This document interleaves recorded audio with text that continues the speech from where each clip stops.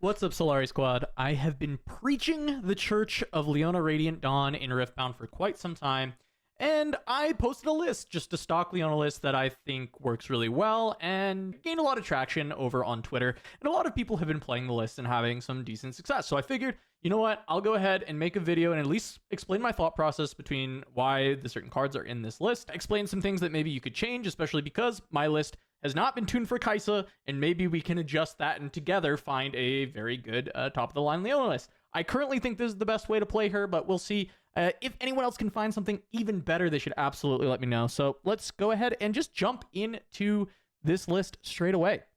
So, to kick things off, Leona Radiant Dawn, if you're not familiar, I mean, you should be, but at this point, here we go. When you stun one or more enemy units, buff a friendly unit. That's going to give that +1. You can only have one buff per unit at a time, unless it's, least anesthetic, whatever.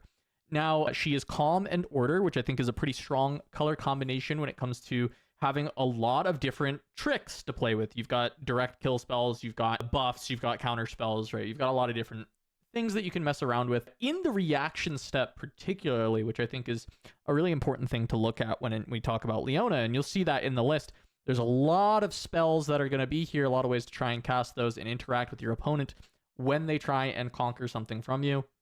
And that's going to be a main focus of the deck.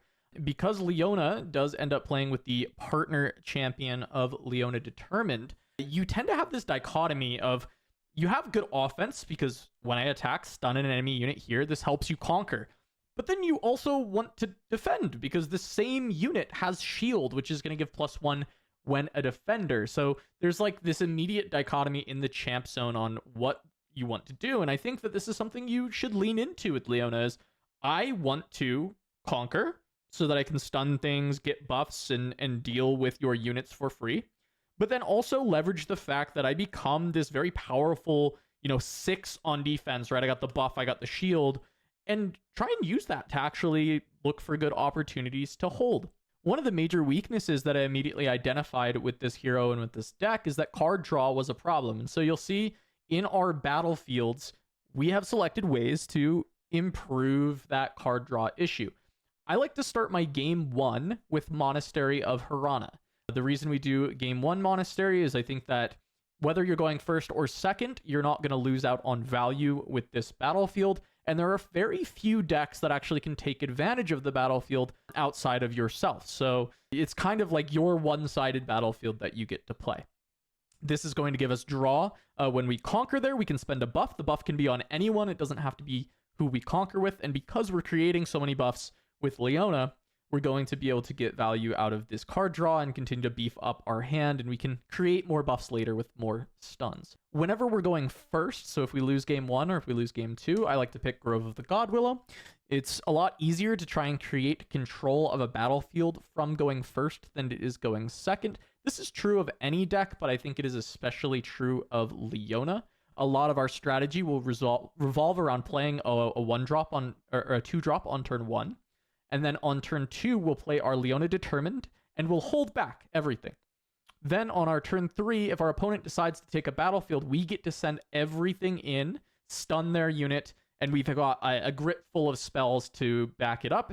And once that happens, we tend to establish control that becomes very hard to break. So because of that, Grove is a really attractive option. If our opponent tries to take it, they're going to get completely blown out. And if they go to the other battlefield to try and avoid it, that's okay. We can either send something small in to hold Grove while we contest the other with Leona, or we can just fully contest the other and say, you know what, we don't need Grove yet. We can play for that later. But it is just a better thing for us to have that full control of the game to be playing. And it will create these situations where you get a Sona developed onto your Grove of the Godwillow, and your opponent is not able to do anything about it for multiple turns. Sona keeps allowing you to play all these reactions, so your opponent can't really do much while you're just drawing additional cards from the Grove, and it becomes a very, very tough circumstance for your opponent. The third battlefield is the one that I'm the least confident in, and I'm curious if people will find something that tends to be better. I've thought about maybe Dreaming Tree because, as I've said, the draw is an important part of this, but while we are playing things like Discipline and Call to Glory, a lot of our tricks are also Zenith Blade, Rune Prison, things that don't target our own units. And so we don't have as many copies of things that are going to grant us the card draw on Dreaming Tree to make it as appealing, especially because there's a lot of other decks that can utilize the ability of Dreaming Tree very well. So instead, I like the idea of Windswept Hillock. The reason being is that Leona also has this kind of weakness of not having a lot of accelerate. And in that same vein, there's just a hard time getting from one battlefield to the other, pivoting around and being able to stop your opponent if they have a lead. Windswept Hillock becomes this very good place for you to fight over, where then you can gank your Leona over to the other battlefield, making it feel impossible for your opponent to make correct decisions, where maybe you have runes up and they know they can't contest you on Hillock. But now if they decide they want to score, they're just feeding you food. They're feeding you buffs. They're feeding you free trades to be able to move your Leona over and get that gank. So I think Hillock ends up being pretty nice. It's relatively neutral, so if I win game 1 on Monastery, I feel happy enough to play Hillock. Even if I'm going second on game 2, I don't feel like I'm losing too much in that way.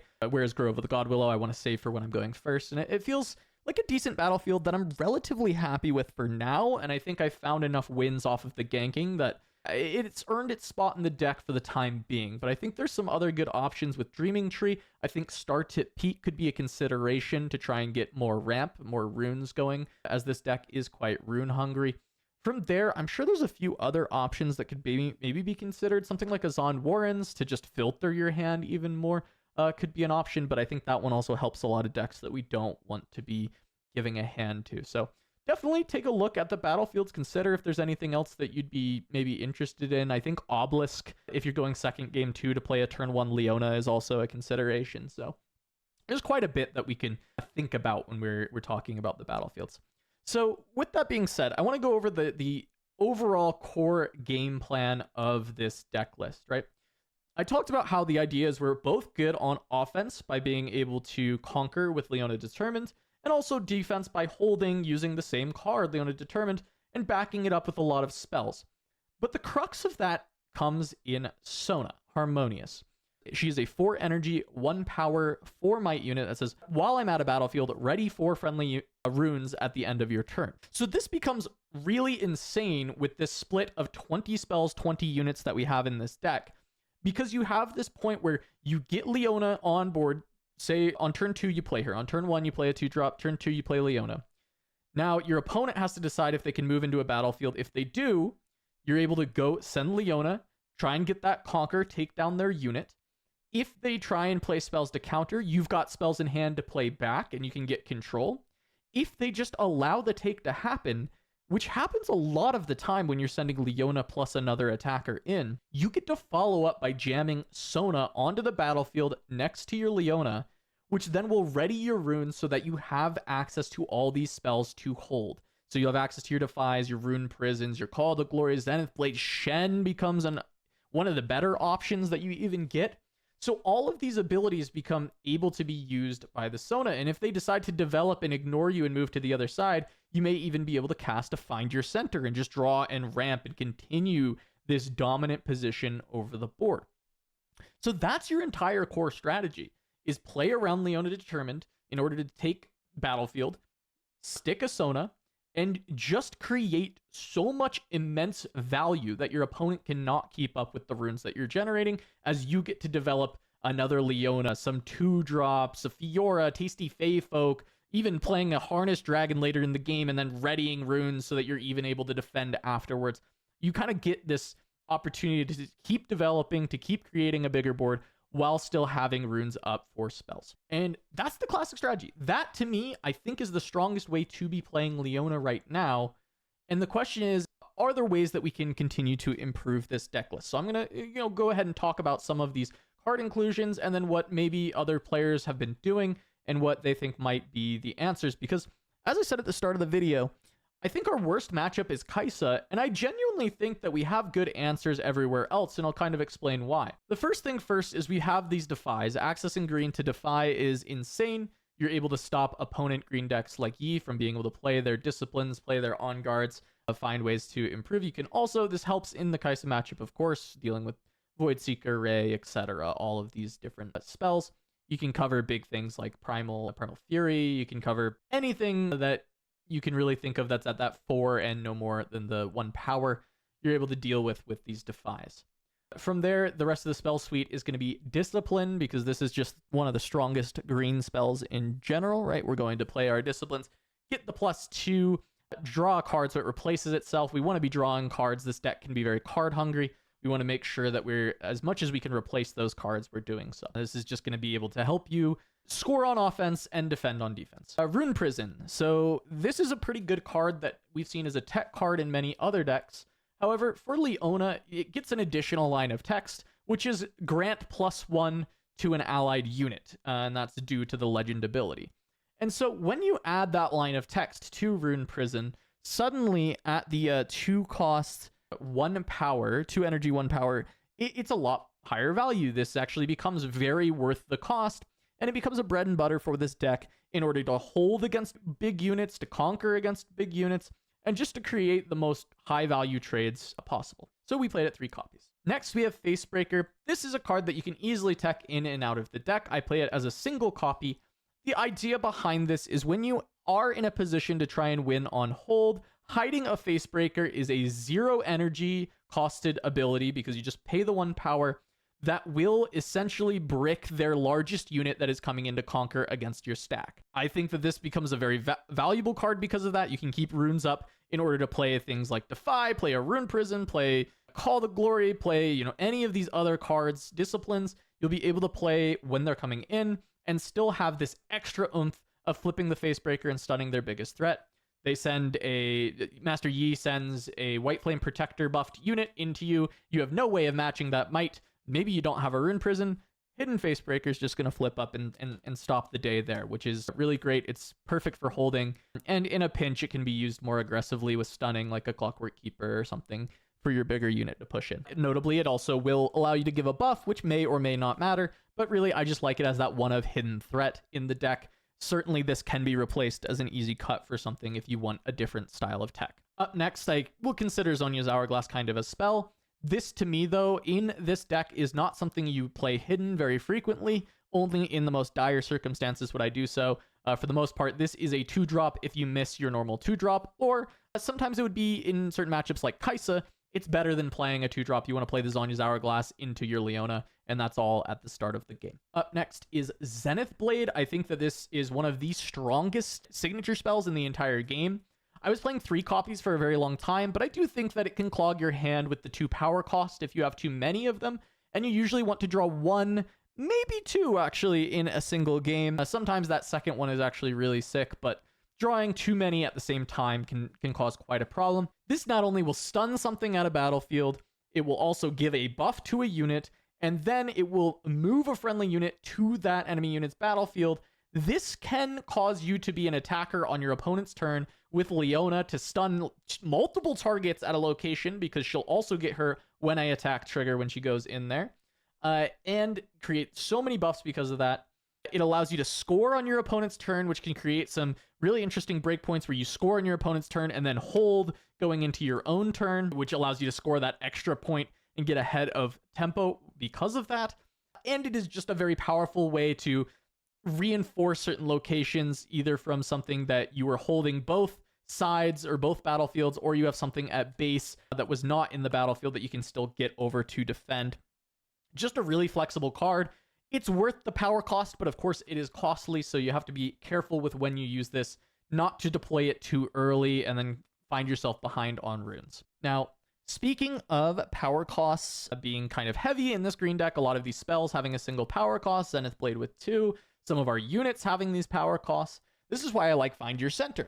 I already mentioned the synergy with Sona. If there's not the ability to, or not the need to use spells on defense, if your opponent does still start a showdown by maybe going into an empty battlefield that is not the one that you're heavily contesting, you can still fit a Find Your Center in to be able to replace it to get a new card, but also channel a Rune Exhausted, which will ramp you towards some of our later game threats, like the Harnessed Dragon and the Tasty Fey Folk. Ends up being a good role player. It's possible that this card maybe doesn't have to be a 3 of, but currently I like it there. So the next spell in the deck is, funny enough, Shen. Shen is a spell.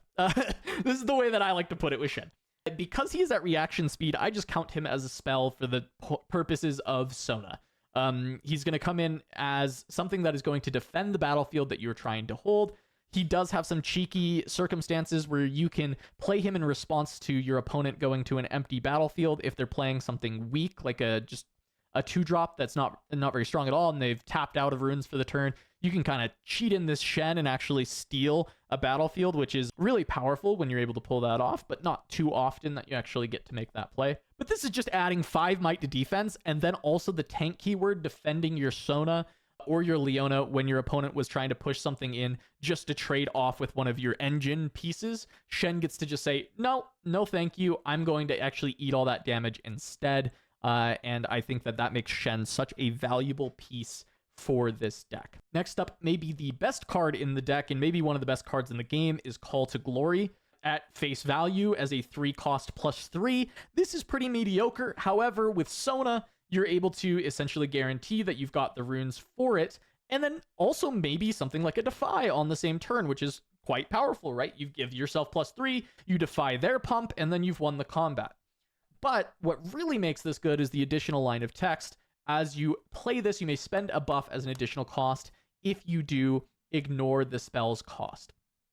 That clause is crazy, because when Sona is giving you these 4 runes, maybe you've got to play a Discipline and then a Rune Prison, but then your Rune Prison gets defied and they're still ahead on Might, and then you say, what if I just get rid of this buff and I call the Glory on top and I kill your unit? And it has created the biggest blowouts when I play every single time. There is, of course, the fact that players are not playing around this enough right now at your Nexus Nights because they don't know about it.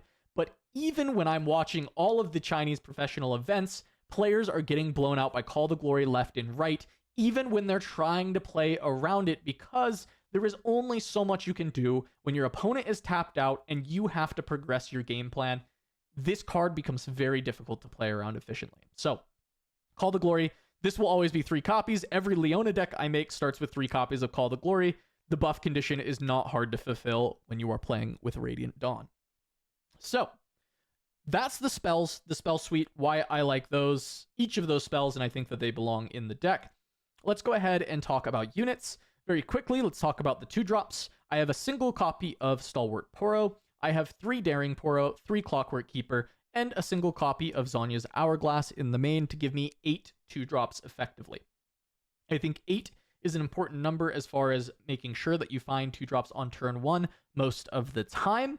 I think maybe you can go to 9. I think going lower is tough. I was playing 6 originally, and I just think it was far too few.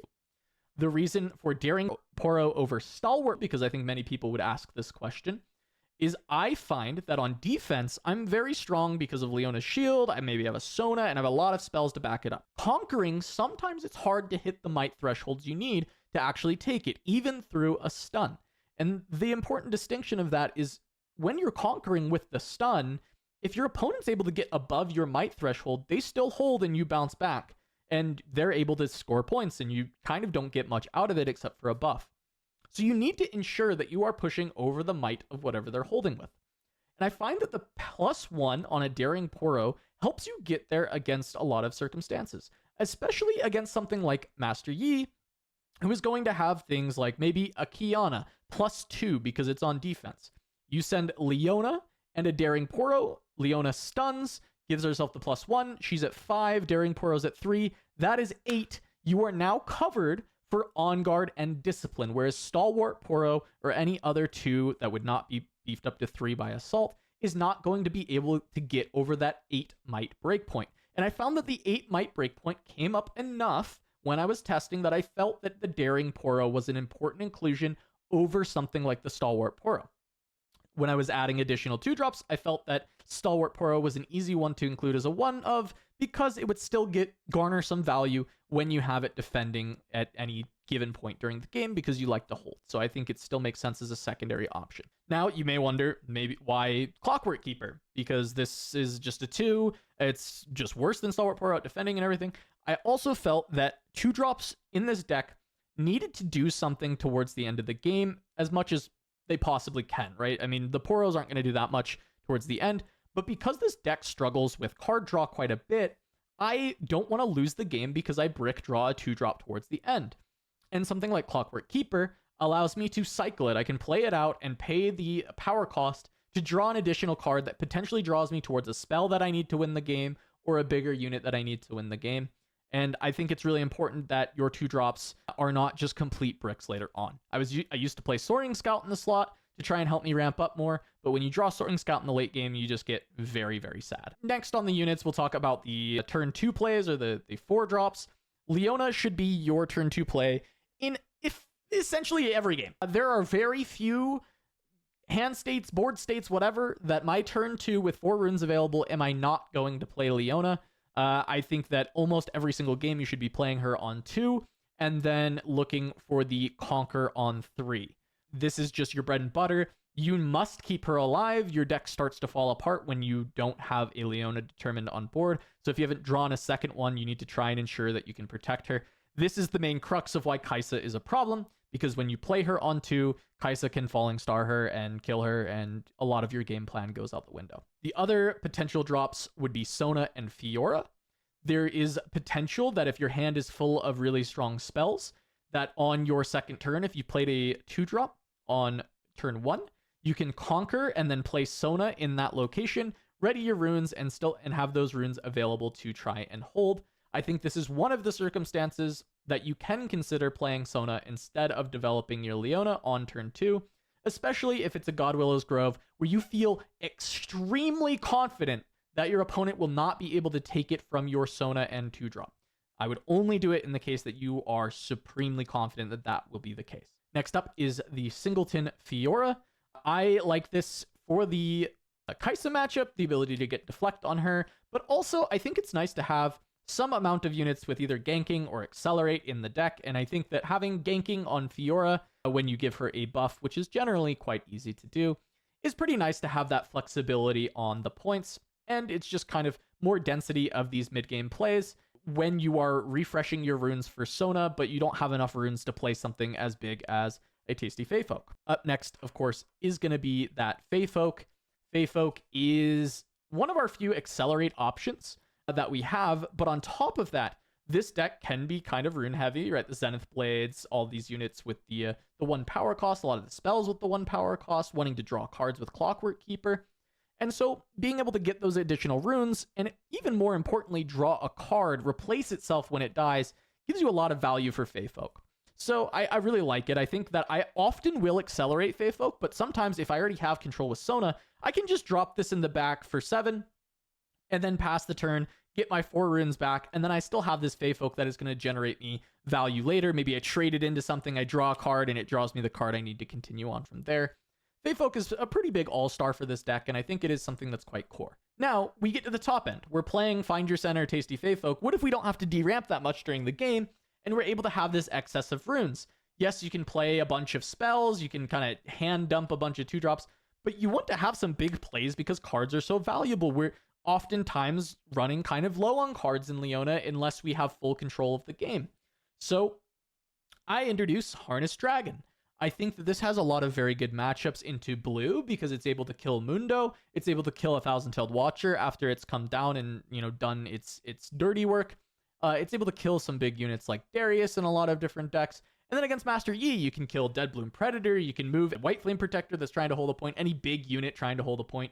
You get to remove it with Dragon. You get your own 6 might body either to defend or be ready to conquer somewhere else. And it's just this unconditional kill. It's not like, yes, it can be retreated or Zhonya's or all these different things, but I think having the ability in this deck, which does so well in unit combat already, to be able to point at something in the backline that you don't have a good answer to and just say, kill it, has been incredibly strong. And especially when you've got a Sona online and you're going to refresh the runes anyway to be able to cast some spells and defend. It just creates some of the biggest blowouts that I've had in the game. It's made the Teemo matchup feel trivial oftentimes. I believe in Harness Dragon a lot. I know a lot of people question this card, but I think even if you question it, I would try it first. If you really hate it, if it's not working for you, then go ahead and cut it and try something else. But I've had a lot of success with it. I've loved the card. It is pretty much just made the list for me. I don't think that I'm willing to cut Harness Dragon more. I was even playing 3. I brought it down to 2 because I was like, okay, 3's probably overkill. But it was so good for me, I was willing to play 3 at one point. So from there, let's go ahead and talk a little bit about the sideboard. this is where I think a lot of changes can continue to come in. You tech for your meta, you tech for what you want to do, or maybe some of this needs to come to the main board and move some of the normal sideboard stuff out for us to continue to help the matchup. I think our matchup into Aurora is already pretty okay in game 1 due to things like Harness Dragon and the stuns. The Facebreaker actually one of can help you secure the game. There's a lot of things that you've got there. But I still think that Salvage is such a great gear destruction card, it's worthwhile to have in the sideboard. You'll play this into Aurora, and you'll play this into Hook Darius, because I think removing the hook ends up being worthwhile. And that's about it, and I think those two matchups are worthwhile for these two sideboard slots. Now, for Master Yi and the Aurora decks and anything that wants to go really tall, I would also consider this for maybe just any blue deck, because it's good into Watcher. A Blast of Power. That's going to deal with some of these going big, especially when you're playing Sona. Having the 6 runes up is not as big of a cost. I think a lot of decks can't just hold up 6 runes. However, when you have Sona, you're going to re-ready all of those runes anyway, 4 of them at least, so you only have to keep 2 up, and then you have Blast of Power available to counter a Watcher play coming into your base, or any big unit like a Dead Bloom getting slammed at a location that you're trying to defend. You'll just have a Blast of Power to answer it, which I like this as a one of. I don't think I would play more. I think it's too clunky at its cost, but I think as a single copy, there are a lot of games where that can be good. The other big thing that I think people consider, maybe Green Leona in the main board, or should it even be the Chosen Champion zone? The reason I don't like the Chosen Champion the Leona Zealot that much is because I do believe that your win percentage goes up drastically when playing Determined on turn 2. And so I would always want to be playing Determined on turn 2, and I don't want to ever miss that. Even if I'm playing 3, I don't want to risk missing my turn 2 Determined drop. So I don't know that I love Zealot in the Chosen Champions. However, against specifically Aurora decks or Master Yi decks that are very specifically only playing that top end and skipping a little bit of the early game, I would consider playing Leona Zealot in the Chosen Champion zone, because the ability against tall decks is so incredibly strong. And so I like to have that option to be able to put her in the Chosen Champion zone if I feel like the deck I'm playing against is something that it's worthwhile for. Now, the extra copies of Zhonya's Hourglass, these are very clearly for Kaisa. I think if you are just expecting nothing but Kaisa, which is fair, I actually think it's possible that we should move up these 2 Zhonyas into the main board and potentially sideboard maybe a Stalwart Poro and maybe Facebreaker, potentially, even though Facebreaker is actually fine into things like Kaisa to stun Thousand Tailed on the turn that it comes in. So it's kind of harder to say. But I think there's 2 slots that we can find to fit the Zhonya's Hourglass in your main board for dealing with Kaisa. And I think that's maybe something that we can consider for this deck. The other kind of sideboard pieces to potentially help with Kaisa are a one of Windwall and one of Mystic Reversal. Because Time Warp and a Cathine Rain are popular again, Mystic Reversal can be very nice for both of those spells. Whereas Windwall, when you are playing Sona, and if you are able to get kind of online, Windwalling a Falling Star actually ends up being kind of okay in this deck. It's not my favorite thing to do. I don't love Windwall, but it also is able to counter, the same aforementioned Time Warps and a Cathine Rain. So I think it's reasonable as a one of in the deck. But yeah, that is my Leona kind of breakdown for what I see for this stock Leona build that I've been enjoying a lot recently. I want to give some quick shout outs to a couple people who tagged me on Twitter that had some success at their Nexus Nights.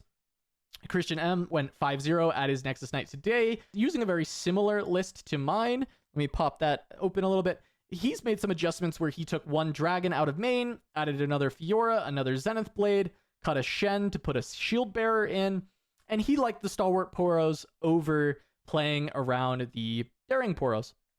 And on top of that, he was playing the 3 Zhonyas in the main board, and he was able to take down a Kaisa. Obviously, this is best of 1, but he was able to take down a Kaisa at his local, and he's been preaching the Spirit's Refuge as a potential sideboard option for the Kaisa matchup, which, to be fair, I have not tried enough in Leona. I didn't really like it in Yi. I didn't like it that much in Lee Sin. I just didn't like it very much when I saw Spirit Refuge before. I didn't feel like it did enough. But I didn't really try it that much in Leona, so I think that's something that's maybe worth a shot to see how it goes if you're trying to beat Kaisa or trying to figure out that matchup. Up next, we have Adam Rigo, who 3-0'd a 32-player Nexus Night with Leona, 2-0'ing a Darius, 2-0'ing a Yi, and 2-0'ing a Kaisa, which amazing that he was able to get the 2-0 over Kaisa. And he also noted that he might like Spirit's Refuge or Zonia, and he might like to move the dragons to the side. I could see dragon potentially going to side. I personally like it in main, but especially maybe that 1-1 split, still playing one in the main and then going one to side. But other than that, he completely, this is my exact list, but it's cool that he was able to take that 3-0. I've also been able to win a couple of Nexus Knights on my Leona list.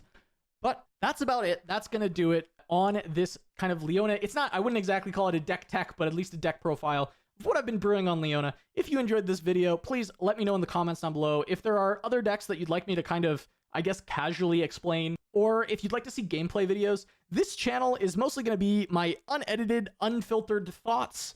If you want more of the heavily edited stuff that's like as high quality as we can, that's more going to be over on the Turn 'em Sideways channel, which I am a contributor to, or, well, I am the co-founder of. That's my channel. It's my channel. So go check out the Turn 'em Sideways channel as well. But if you like this, I will do some more on my personal channel that is more just like some unedited gameplay and unfiltered thoughts about different decks and things. So please subscribe if you're interested in that. Let me know if you want more, and I'll catch you guys for the next one.